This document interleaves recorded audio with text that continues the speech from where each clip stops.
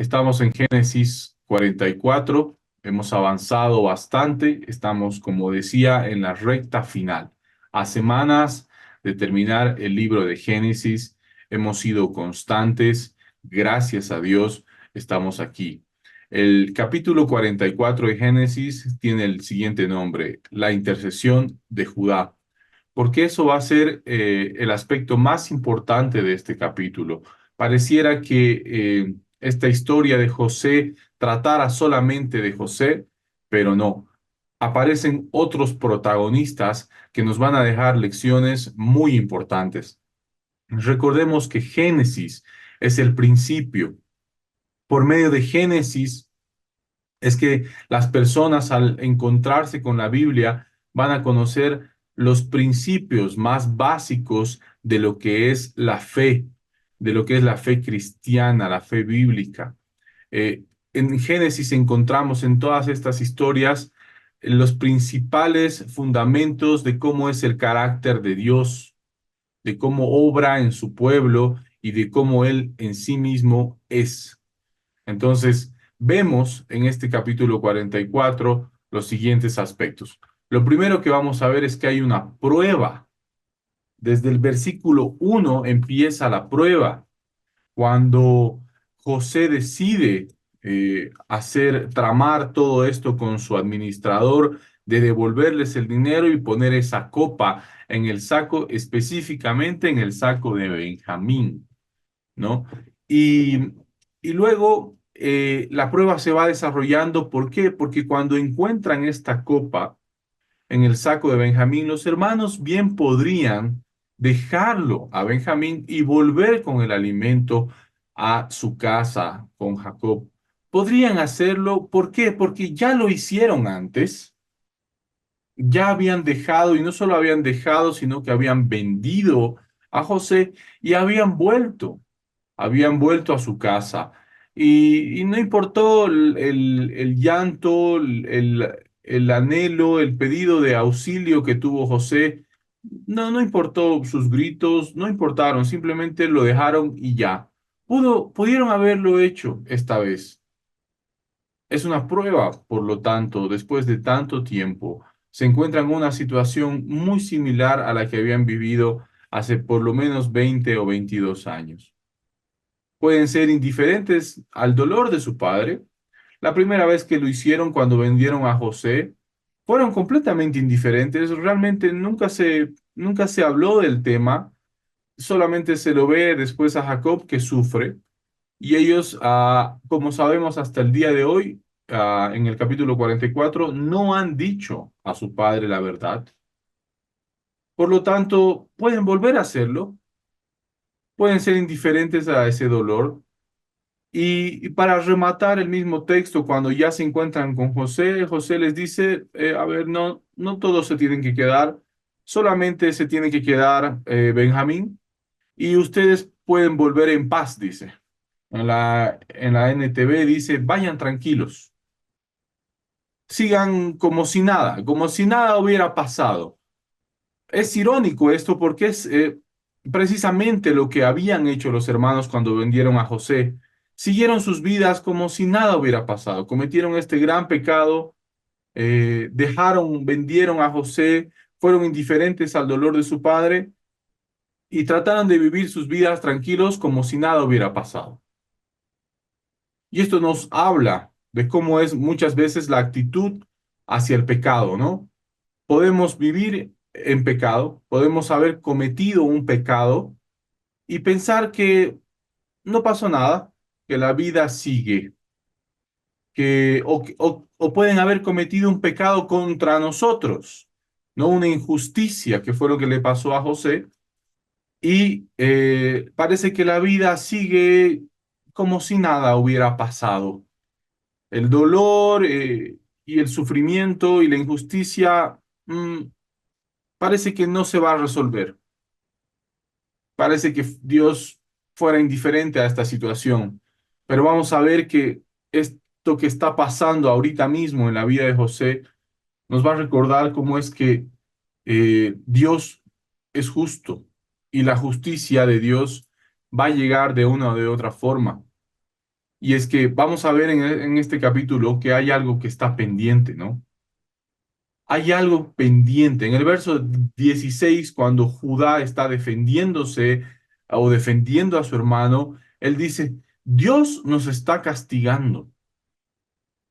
Y lo había hecho también en el capítulo 43. Esta es la segunda vez que están hablando así los hermanos. Dios nos está castigando por algo que hemos hecho. Hay algo que está pendiente y por medio de estos sucesos que van ocurriendo, desde el mismo hecho de que tienen que ir a Egipto, Dios les está diciendo algo, que algo está pendiente. Y ellos mismos, los hermanos, viven con culpa. La conciencia no ha sido silenciada. A pesar de que han pasado 20 años, ellos saben que han hecho algo que no está bien. En el fondo, en la dureza de su corazón, allí en lo escondido, debajo de la alfombra, hay algo que saben que no está bien. Y a pesar de que han pasado tantos años, no, la conciencia no se ha silenciado. No han podido deshacerse de esa culpa. Y Dios gradualmente va revelando ese pecado, sacándolo a la luz, recordándoles que tienen algo pendiente con Dios. Es muy interesante esto, hermanos, porque nos habla directamente, primero, si nosotros hemos cometido algún pecado en nuestra vida, quizás hace años, y lo queremos dar por como perdido, como que ya olvidado. Pero Dios siempre se va a encargar de llevar a la luz aquello que está oculto y aquello que no nos gusta, porque si lo hemos escondido, es porque no lo queremos recordar, es porque no nos gusta. Pero Dios, con situaciones que van pasando en nuestra vida, va a ir revelando gradualmente ese pecado. Y no solamente en nosotros, sino en todos sus hijos. Y no solamente en nosotros si nosotros hemos pecado, sino si han cometido una injusticia hacia nosotros, igual Dios a la otra persona va a estar revelando ese pecado. ¿Por qué? Porque Dios quiere convicción de pecado. Dios quiere arrepentimiento, porque esa es la forma de ganar la vida eterna. Dios no quiere el juicio eterno, el infierno, el castigo eterno. No, Él no quiere eso para la humanidad, no quiere eso para sus hijos. Este mundo y los seres humanos hechos a su semejanza no han sido creados para un sufrimiento eterno. Ese no es el propósito. Pero el pecado busca eso. El pecado busca la destrucción del ser humano. Entonces, Dios, por medio de revelar un pecado, nos quiere llevar hacia la salvación constantemente, hacia la santificación, hacia ese proceso de transformación en el que podemos decir, sí, hace años hice esto, pequé, es verdad, lo escondí, pero ahora me arrepiento. Ahora me arrepiento, ¿no? Y de saber también que se ha cometido una injusticia ante nosotros, Dios es justo y Él va a hacer justicia. Él va a hacer justicia, quizás no de la forma en la que esperamos, ¿no? Quizás si José se hubiera llenado de amargura, él hubiera esperado una justicia dolorosa, una justicia destructiva, una justicia que les haga daño, pero aquí vamos a ver que la justicia que Dios hace con los hermanos de José no es así. Más bien es una justicia que tiene que ver con la sabiduría y con la misericordia. Sabiduría, ¿por qué? Porque despierta el temor de Jehová en los hermanos y misericordia porque perdona su pecado. Entonces, y los lleva a salvación. Pero tiene que haber esta revelación. Lo que está escondido tiene que salir a la luz. Lo que está pendiente se tiene que revelar. Y eso es lo que está pasando en la vida de sus hermanos. Hasta el momento de ahora, aún no han confesado su pecado. Si ellos dicen, Dios nos está castigando, saben que algo malo han hecho, pero aún no lo han confesado. Entonces, Se repite una y otra vez esta situación para que ellos puedan finalmente confesar. Vamos a ver la respuesta. Ha habido una prueba y vamos a ver cuál ha sido la respuesta a esta prueba. Antes lo habían vendido a José. Ahora, 20 años después aproximadamente, ahora lo defienden a Benjamín. Cuando ven que está la copa en su saco, todos se rasgan las vestiduras, que era un acto que representaba desesperación y desconsuelo. Entonces se rasgan las vestiduras y todos deciden volver. No hay ni uno que dice, bueno, chicos, yo me voy, ustedes vean cómo arreglan esto. A ver, Judá, tú dijiste que te ibas a hacer cargo, nos vemos. Yo los espero en la casa. Ninguno dijo eso, todos volvieron como para posicionarse a sí mismos como esclavos de José, para que Benjamín no se quede solo. Ahora uno se sacrifica. Judá dice, yo voy a ser un esclavo. Yo me voy a quedar por el bienestar de los otros, por el bienestar de mi padre. Pero antes, el bienestar de su padre no era una prioridad.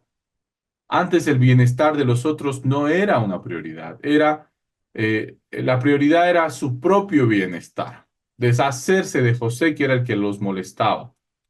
Pero ahora el bienestar, la prioridad es el bienestar de los otros y no el propio. Están cambiando. ¿Cómo han cambiado? Hay una respuesta a esta prueba muy drástica, comparándola con el cambio es muy drástico comparándola con la primera vez que hicieron esta maldad, ¿no? Antes no se preocupaban por su padre, ahora sí se preocupan por su padre. Antes eran imprudentes en la forma en cómo hicieron todo lo que hicieron. Ahora van a mostrar prudencia. ¿Prudencia en qué? Vamos a ver que la prudencia se demuestra en este magnífico discurso que da Judá. Este discurso es conocido como uno de los discursos más importantes en la Biblia. Cuando Judá se presenta frente a José, que no sabe qué es José, pero empieza esta intercesión por él. Lo primero que va a decir es que él es muy joven. Empieza hablando de Judá, diré, de Benjamín como alguien que es muy joven, como para tener un destino tan trágico. Después le va a decir, usted lo pidió. Fue usted quien nos dijo que traigamos a Benjamín. Nosotros lo dijimos que él estaba en casa, que está muy cerca de papá.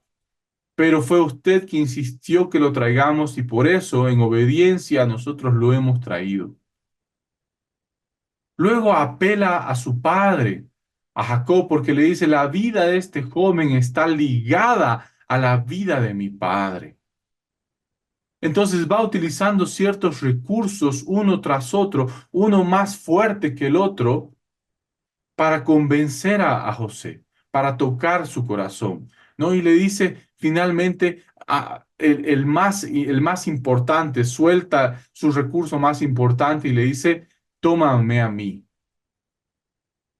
Él es muy joven, tú pediste que lo traigamos y además, si él se queda, mi padre sufrirá mucho, por lo tanto, tómame a mí. ¿No vimos algo así cuando lo vendieron a José? Más bien fue Judá el que dio la idea de que lo vendan. Y se llevaron sus 20 monedas de plata o lo que representaba en ese tiempo el dinero. Pero ahora él dice, yo ahora voy a ser un esclavo. No importa, tómame a mí, pero déjalo a él. Y vamos a ver que todos los hermanos en este caso saben que se está viviendo una injusticia. Saben que Benjamín no ha tomado esa copa. Saben que José otra vez ha puesto el dinero, porque ya lo había hecho antes, entonces que lo vuelva a hacer es como, es obvio, ¿no? ¿Por qué está poniendo él el dinero otra vez en nuestros sacos? Si nosotros no somos los que estamos poniendo ese dinero, pero a pesar de esa injusticia que están viviendo, Judá en ningún momento reclama o se queja. No va donde José y le dice, esto es una injusticia, tú has puesto la copa, o le reclama. No, él habla con mucha prudencia y le dice, mi señor, constantemente está en una situación de humildad y de completa dependencia de lo que va a hacer José con sus vidas. Es por este discurso que cuando Jacob está por morir y bendice a todos, le dice, Judá, tú has demostrado gran prudencia y sabiduría, mucho más o mucho mayor que la de todos tus hermanos. Y es que al momento, si hemos vivido alguna vez una injusticia, al momento de hablar con el Padre, con nuestro Señor, no será lo correcto acercarnos con quejas o reclamos, sino más bien buscando misericordia, porque sabemos que nosotros también hemos cometido faltas. Bien, entonces, una de las cosas más importantes que vamos a ver ahora es el cambio que ha tenido Judá. Primero fue Judá el que propuso vender a José. Vamos a ver que Judá, hasta lo que hemos conocido hasta el día de hoy, era un hombre prejuicioso. Cuando sus hijos empiezan a morir por haberse casado con Tamar, porque eran malos sus hijos, él dice, ah, no, es Tamar la mala y listo. Ya tenía sus juicios, sus prejuicios sobre Tamar y la engaña y la hace que se vaya de la casa, ¿no? Vemos que Judá es el hombre que se casa con una mujer extranjera. Era algo que no querían sus papás, así como pasó con Esaú. Él va y se casa con una mujer extranjera. Engaña a Tamar, que ya lo vimos eso. Y luego, cuando Tamar queda embarazada de él precisamente, pero él no lo sabía, él es el que grita, quémenla, sáquenla y quémenla. Ese era Judá. Era un hombre que tú no podrías decir, qué hombre temeroso de Dios. Este hombre de aquí vendrá el linaje del Mesías. Realmente no podía sacarte el sombrero por Judá. Era un hombre malo, era un hombre cruel, prejuicioso. Pero, ¿qué ha pasado? ¿En qué momento ha ocurrido este cambio que es ahora Judá el que se pone como esclavo, el que decide dejar su bienestar? Imagínense, hermanos, ahorita nosotros en Cochabamba está lloviendo, pero yo estoy bien abrigado, tengo agua cerca, estoy con ciertas comodidades en una silla cómoda, ¿no? En una casa cómoda. Imagínense de esa comodidad que de la noche a la mañana vivir en esclavitud. Y Judá dice, voy a dejar mi bienestar para que otros estén bien. Se preocupa por su padre. Representa a sus hermanos, esta vez con autoridad. Recuerden que cuando venden a José, no se ponían de acuerdo. Uno decía, lo pondremos en el pozo, otro decía, lo venderemos, otro decía, lo mataremos, y había todo ahí un caos. Al final lo vendieron, sí, pero no estaban unidos. En este caso, Judá se para como un buen líder, habla con autoridad y representa a todos sus hermanos. Ha cambiado. No titubea cuando se trata de cumplir con su palabra, lo que le había dicho a su padre. Yo me haré cargo, yo me pondré, yo pagaré y finalmente intercede. Vemos que este proceso por el que ha pasado Judá es el proceso por el que pasamos todos los que conocemos a Dios. Es un proceso de Dios que nos va transformando. Va cambiando nuestro carácter, va cambiando nuestra vida. Es importante, sí, reconocer que hay algo que está pendiente, que éramos de una forma y que Dios nos ha ido cambiando, es importante sí reconocer y ver esa forma del pasado y decir, así yo era. Es bueno. ¿Por qué? Porque nos va a ayudar a ver cómo Dios nos ha cambiado. Pero ya, reconocemos eso, confesamos el pecado y lo dejamos atrás.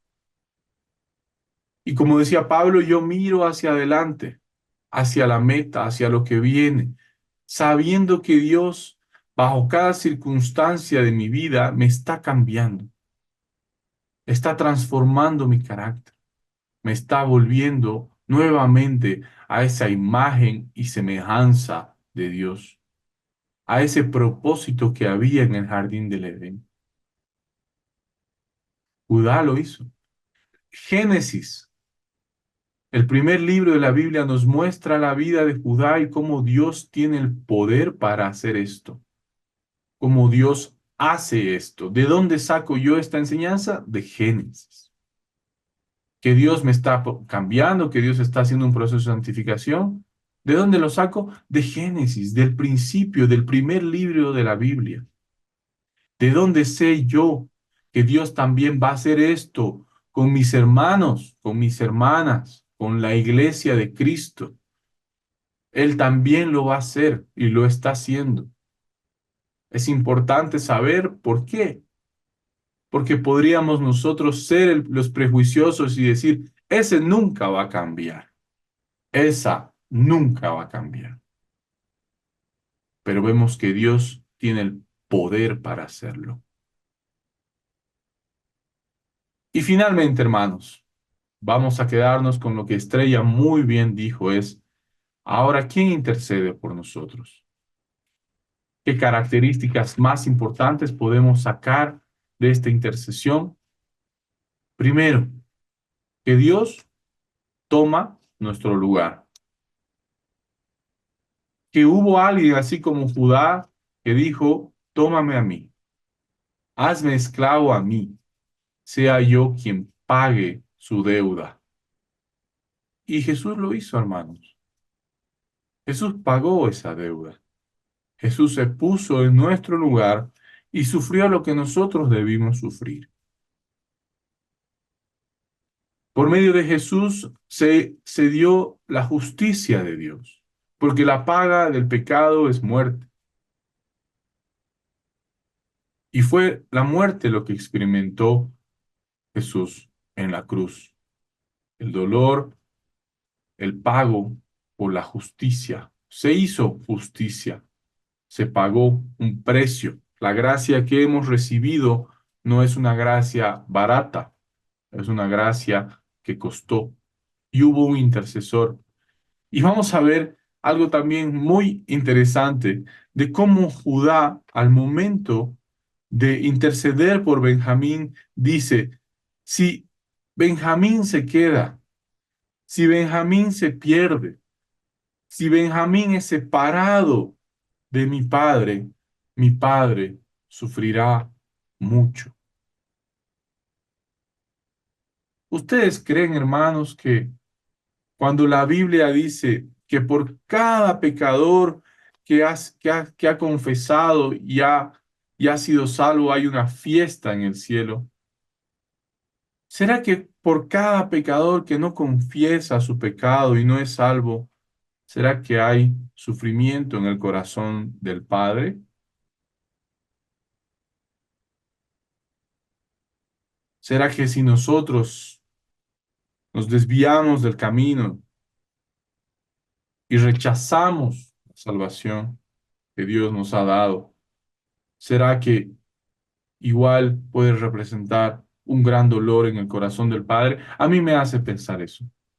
Me hace pensar que sí, que así como Judá dijo, mi Padre sufrirá, así también Jesús sabe que el Padre sufre cuando sus hijos se pierden. Y por eso también Él se pone en nuestro lugar. Quizás, hermanos, ustedes pueden encontrar otras características de esta intercesión, porque al encontrar otras características nos vamos identificando más con esta intercesión, nos vamos acercando más, nos apropiamos y entendemos mejor de qué se trata esta intercesión. ¿Cómo fue? Ya no es un asunto lejano o un asunto solamente teológico o teórico, sino también se puede volver un asunto personal y así debe ser, íntimamente personal, que tiene que ver plenamente conmigo, con mi historia de vida con Dios. Entonces, gracias por la atención, hermanos, en esta presentación y quedamos con estas preguntas. ¿Qué otras características vemos de Jesús en la intercesión de Judá? De cómo Él intercedió por nosotros, primero. Y segundo, ¿qué me estará queriendo decir Dios? ¿Será que tengo asuntos pendientes con Dios?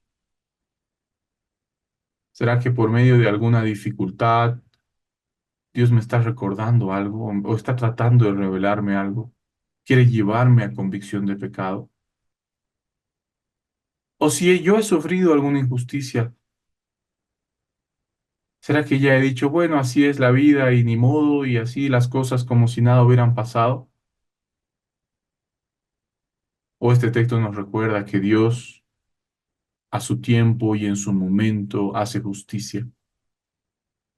Yo he entendido a través de esta historia de cómo Dios en su soberanía está realmente como que no se le va a ir nada, o sea, que no se le va nada. Él está contando incluso, yo creo, hasta los días.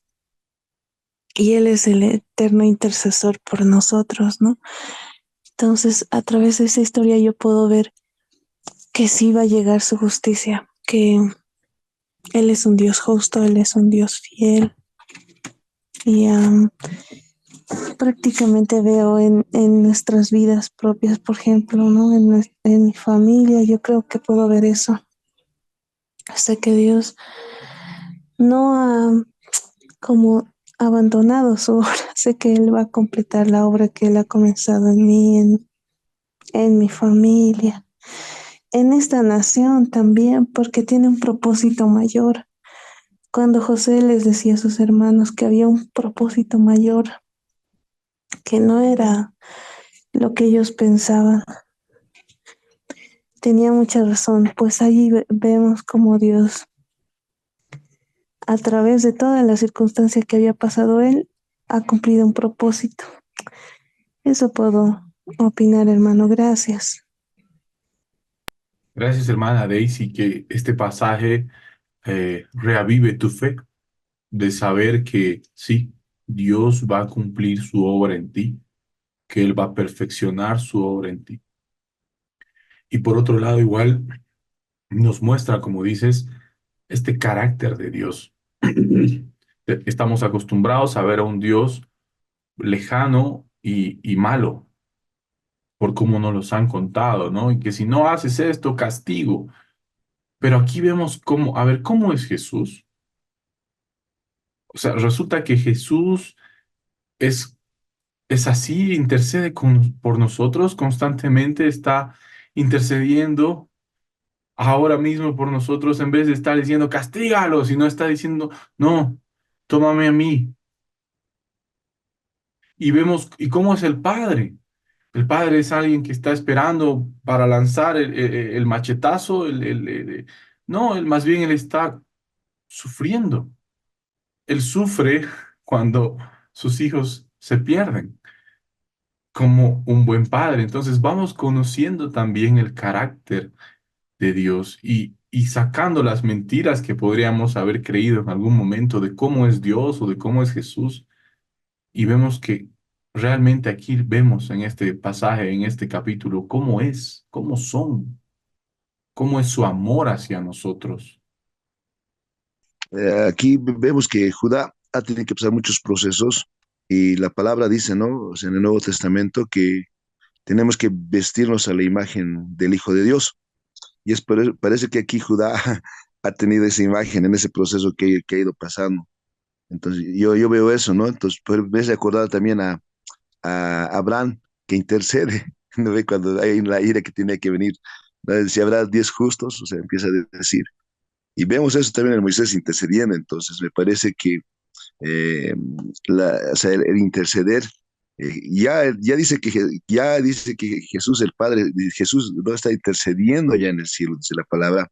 Entonces también nosotros tenemos que ser así, ¿no? Tener esa actitud, ¿no? De Jesús, ¿no? De poder interceder, ya que nos hacen mal y todo eso, pero esas pruebas hace también a que un poquito vayamos a tener empatía, porque Judá, al ver que su papá estaba sufriendo, ha tenido empatía y ha empezado a madurar. Y a veces, como se dice, crecer, o sea, crecer duele, ¿no? Así es, pastor. Eso no es, pastor. Gracias. Gracias, gracias hermano Ramiro. Qué linda esta frase, ¿no? Crecer duele. Sí, pues así es. Así es. Y me hace pensar un poco, no sé qué piensan ustedes, hermanos, cuando en la iglesia nos llaman y nos dicen, vamos a interceder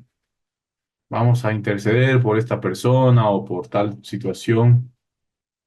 ¿Qué diferencia habrá entre una oración común y una intercesión? Vemos, por ejemplo, en el caso de Judá, la intercesión se trataba de ponerme yo en su lugar. ¿Será que cuando oramos e intercedemos por otra persona estamos dispuestos a algo así, a ponerme yo en su lugar? ¿Mm? Es una cuestión bastante desafiante, ¿no? El poder pensar algo así. Mm, Me llama mucho la atención el tema de la justicia de Dios que siempre llega a nuestras vidas. Lo que podría rescatar yo es que aprendamos como creyentes y seguidores del Señor eh, el tema de la paciencia que deberemos tener. Entre tanto, esperemos que esa justicia hermosa llegue a nuestras vidas. Como bien decías, a veces nosotros cometemos injusticias o alguien comete una injusticia con nosotros. Seguramente la primera reacción sería defendernos, sería atacar, sería confiar en la justicia del hombre que es fallida. Por lo menos yo podría rescatar eso, intentar tener paciencia, porque él está ahí, él conoce nuestra situación, Él está al tanto de nuestros problemas, Él sabe cuándo deberá actuar y su momento es perfecto. Sí, últimamente a mí me estaba pasando que empecé a tener sueños recurrentes de cosas que había hecho en el pasado y no estaba entendiendo por qué. Y claro, leía este capítulo y decía, "Ja, aquí hay algo pendiente, ¿no? Hay algo que Dios me está mostrando para que yo pueda ver, ¿no? Y reconocer mis pecados". Entonces, eso por un lado. Y por otro lado, igual me anima mucho porque yo he sufrido alguna injusticia que sé que hasta ahora no se ha resuelto, pero el conocer cómo es Dios me anima, me recuerda que Él va a hacer justicia y que este asunto se va a resolver. Entonces, de eso se trata, ¿no? Conocer a Dios para que nuestra fe siga creciendo. Para eso está la Escritura, para que la fe crezca, para que la fe aumente. Yo quería comentar acerca de cómo Dios nos pone como ejemplo a Judá, que a veces tenemos que pasar procesos, tenemos que pasar cosas para poder cambiar, para poder ver que lo que hicimos antes no está bien. Y Él nos da muchas oportunidades para poder enmendar nuestros pecados. Como Judá, como usted comentó, ¿no? Como a la nuera, eh, como a su nuera se quiso desligar de ella. Y también cómo vendió a José. A veces nosotros cometemos pecados y no nos damos cuenta de lo que estamos haciendo. Pero Dios siempre es justo y siempre nos hace acordar que tenemos que arrepentirnos. Gracias, hermana Estrella. Muchas gracias Justo estaba recordando mientras tú hablabas de cómo ah, de cómo Dios tiene paciencia con nosotros, ¿no? Nos da oportunidades constantemente a pesar de nuestros pecados. Y es por eso igual que Jesús no ha vuelto, ¿no? En segunda de Pedro, él habla y dice que Él es paciente con nosotros y no quiere que ninguno de nosotros perezca, sino que todos procedan al arrepentimiento, dice, ¿no? Por eso es que no has regresado todavía. Oramos, sí, Jesucristo, ven, vuelve, sí. Y si no ha vuelto es porque Él tiene paciencia con nosotros para que nosotros procedamos al final al arrepentimiento. Y con el arrepentimiento viene el cambio, hermanos. Sin arrepentimiento no hay cambio. Sin convicción de pecado no hay cambio. Entonces, qué importante que es que Dios por medio de circunstancias, nos revele también que hay cosas pendientes en nuestra vida y podamos resolverlas, ¿no? Con el Señor. Estaba pensando e imaginándome a Jesús intercediendo por nosotros, por cada uno en nuestras vidas, ¿no? Y hablando Él con Dios respecto a, mira, hizo esto, pero también yo he dado mi vida por Él, por ella, y sí, se está dando cuenta, o se va a dar cuenta, y, y en ese diálogo entre el Hijo y el Padre, intercediendo todo el tiempo Jesús por nosotros. Entonces me hace dar gracias de que Jesús esté en mi vida, de que pueda tener a alguien que dé su vida por mí, ¿no? Pese a todo lo imperfecto y lo pecador que puedo ser. Hay alguien ahí que vela por mí. Entonces eso reconforta mucho mi espíritu.